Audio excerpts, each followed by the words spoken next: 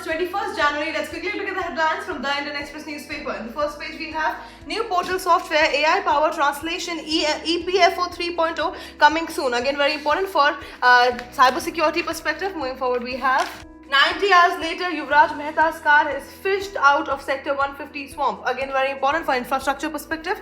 Moving forward, we have unified data-driven approach, essential to tackle pollution. CAQM launches study. Again, very important for environment perspective. Moving forward, we have SIR hearing in Supreme Court turns into a debate on decolonization. Again, very important for polity and governance perspective. Then we have Russian who killed two Elenas, says mother will say name neglected him, says Goa police. Again, very important for crime perspective. Moving forward, we have police in India are victim of transnational terror. We condemn cross-border terrorism. Again, very important for internal security perspective.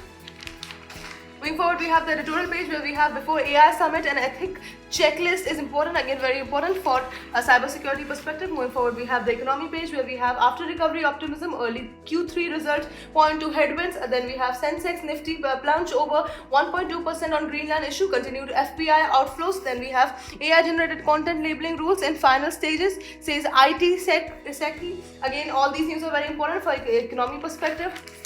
Moving forward, we have the world page where we have Trump vows no going back on Greenland. Then we have UK government approves Chinese embassy in London despite espionage fears. Then we have Israeli forces target human facilities for Palestinian refugees in East Jerusalem. Then we have IS claim Kabul attack that killed 7 including a Chinese national. Then we have Australia's parliament passes anti-hate speech and gun laws after Bundi Beach massacre.